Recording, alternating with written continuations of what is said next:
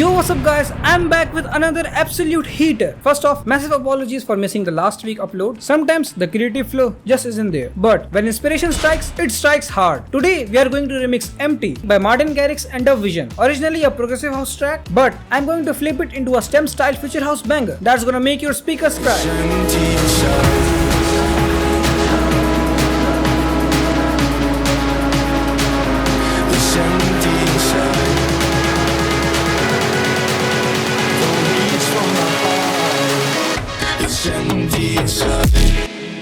So grab your headphones, turn up the volume, and let's dive straight into the madness. Alright, let's start with the foundation. And in future house, it's all about that bass progression. I'm going with C sharp, A and B.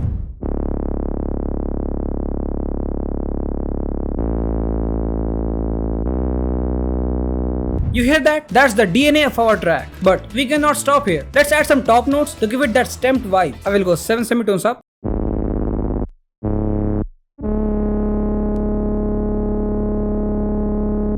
This sounds nice.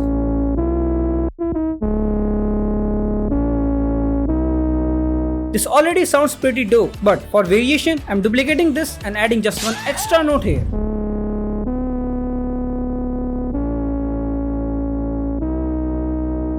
Boom! Instant sick foundation. Now, here's where the stamped magic happens. If you want that signature sound, you need to create a vibe that pulls listeners into another dimension. I'm diving into my Atmos Sample Pack Volume 2 to find some sick atmosphere sounds.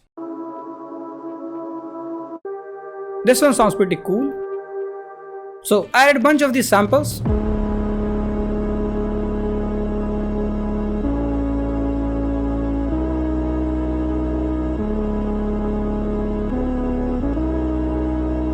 And there is no post-processing on them. It sounds pretty cool, but something's missing. You can feel it too. Yeah, I think we need an R, something with that breakaway style energy. Since we are in C sharp minor, let's use G sharp as our main note. So it sounds like this. Now we will add some more notes to create a melody.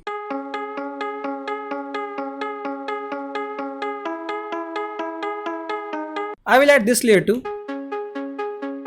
All together.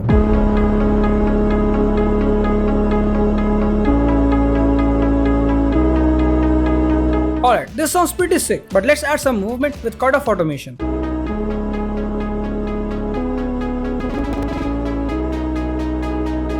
Sick, but we still need that final touch. Maybe some reverse shots.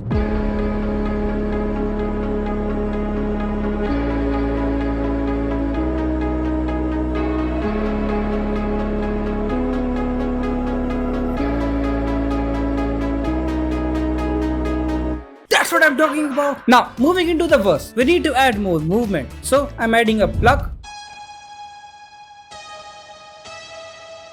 and some shakers to get that head nodding rhythm. Then I also add this string to add more tension.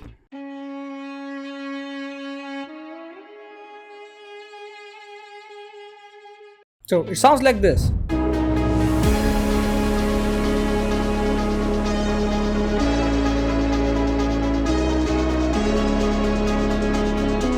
This is where the track starts telling its story. Now, the pre-build. I'm keeping most elements but switching up the chord progression. Why? Because using the same progression throughout the entire track is kinda simple and yet boring. And we're going for a crazy track.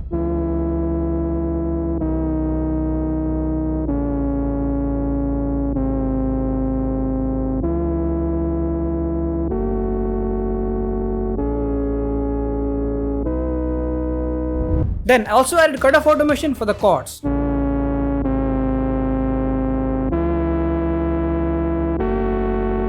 I am introducing claps to create that feeling of something big is coming. On the claps, I add this EQ to shape it, then a reverb. Then I also added this abstract loop.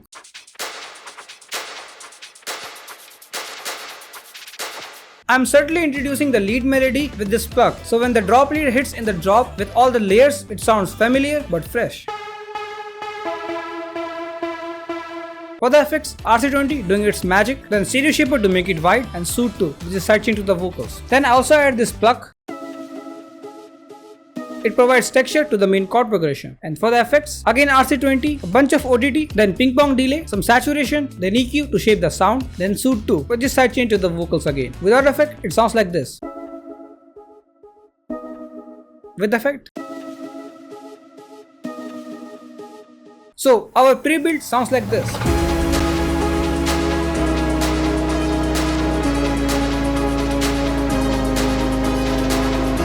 Now, time for the build-up. This is where we add transition elements, build up drums and risers to create maximum tension.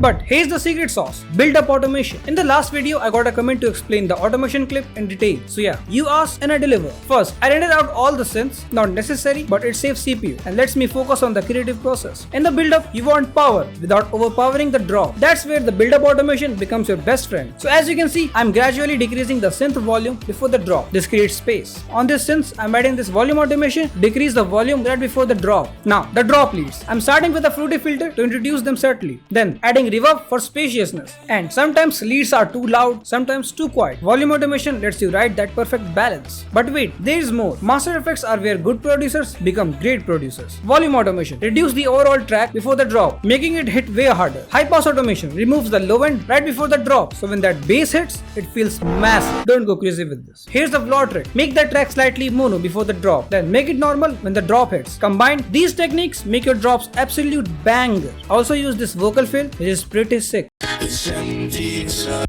So I added vocal synth with this biological math preset and set it to MIDI mode, and then I added this MIDI to control the vocal. Now for the main event, the drop. Starting with the drums, because in Future House, if your drums don't knock, your track doesn't work. Punchy kicks, crisp claps and top loops.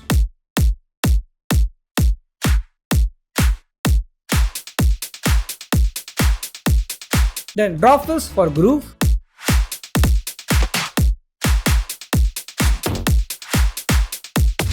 Pretty sick. And here's the secret weapon, Cashmere Essentials. This plugin makes everything glued together like magic.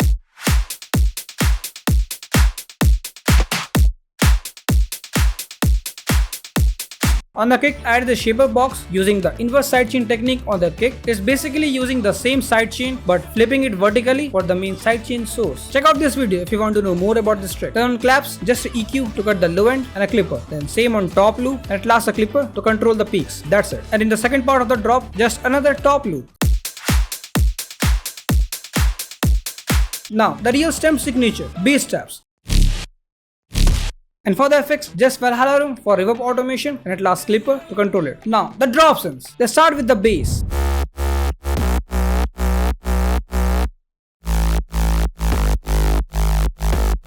Layers. Now for the effects, on mid bass I added RC20 for distortion, then again EQ to shape the sound, then another distortion through Camel Crusher, then again EQ to cut the low end, then a clipper to cut the peaks. Then for the sub bass, just EQ to cut the high end. All of them are linked to this main bass channel where I added this EQ to shape the sound, then at last clipper to control the peaks. Now drop leads.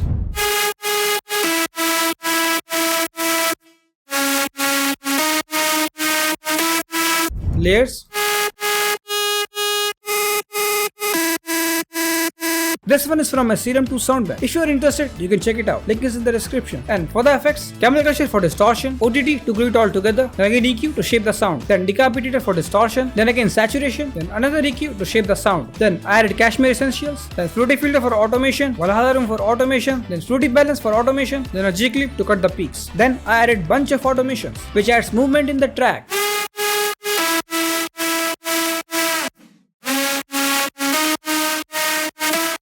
Also, pitch automation is connected to all the synths like the bass and chords. Then after that, I added some macro automations, which adds movement in the track. Then I'm adding chords for warmthness. Layers. For the effects, just EQ to shape the sound, Decapitator for distortion, then ODD to glue it all together, then again EQs to shape it. That's it for the chord. Now, in the second part of the drop, for variation, I'm adding counter melody.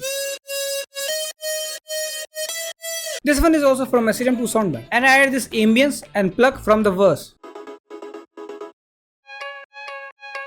Alright, that's it for the track. Let's check out the final result. Stuck in this state of